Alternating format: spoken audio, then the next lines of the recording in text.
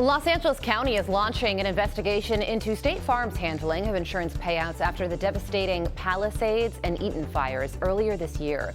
The probe will focus on violations of California's unfair petition law after fire victims complained about delays, underpayments, and claim denials. State Farm says they are handling over 1,300 claims and are committed to paying customers what they are owed. Staying with the Palisades fire, a new documentary coming out next month laying into California Governor Gavin Newsom and L.A. Mayor Karen Bass for deserting L.A. as it burned. We'll see how people with power accelerated this apocalypse. It's the kind of thing what could have been if they were here quickly, and they just weren't. The whole thing just burned right to the ground with the mayor and the governor within a block. Republican political strategist and general counsel for Fix California, Katie Zachariah, joins me now. And Katie, look, we knew it was bad. I don't know if we knew it was as bad as this documentary makes it out to be. So how bad did these two fail? And when it comes to Gavin Newsom, how the heck can this guy run to be president of the United States after this?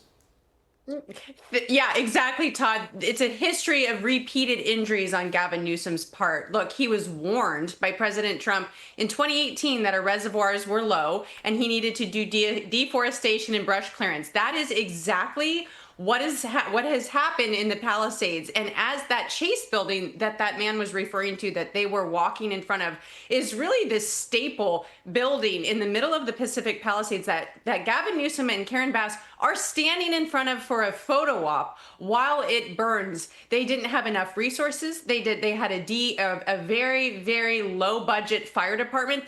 Gavin Newsom, Todd, decided not to give the firefighters a raise. He vetoed a bipartisan bill just recently. This is not just negligence. This should fall under, honestly, like this beyond incompetence.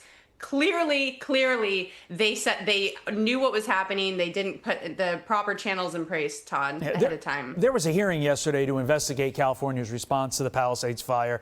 And one of the lead speakers was Spencer Pratt. Yes, the reality star guy. Watch this. These 12 people deserved to feel safe in their homes, but were instead lost in a fire that was the direct result of gross negligence and mismanagement by our state and our local government. We've been forced to lead our own recovery because the city won't. We need federal intervention. Katie, this hearing was led by Rick Scott. Rick Scott is the senator from Florida. Where are the California senators? Right. They're not focused on fixing these problems, Todd. And these people are not getting permits to rebuild their homes either. So not only did their home get eviscerated, insurance is not covering it because a lot of these people had been kicked off of insurance plan, as the guy said earlier.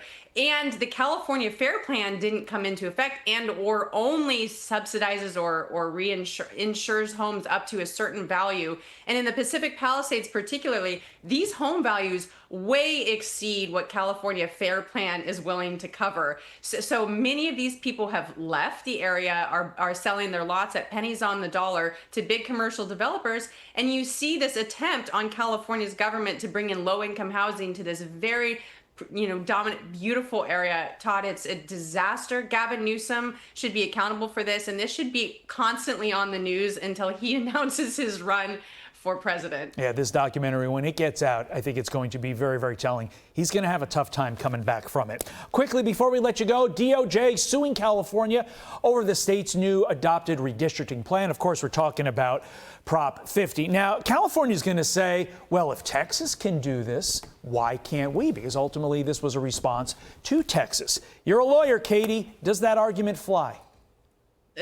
Well, in reading the case, they're relying on the fact that they had a man named Paul Mitchell who went out and he decided to advertise that they were redrawing these maps on the basis of race, which is a violation of the Equal Protection Clause in the 14th Amendment. And you cannot use race as a predominant factor unless you follow this very, very narrow line of strict scrutiny, that it's very narrowly tailored and it satisfies these specific requirements set out in Cooper v. Miller. So I think that what we're going to see, Todd, is they have standing to upend Prop 50 on the basis that Prop 50 was used and used to justify the maps based on race and race alone, and that is not constitutional. Yeah, literally day one of constitutional law, you cannot discriminate on race. The fact that this guy, ironically named Paul Mitchell, this really is getting hairy.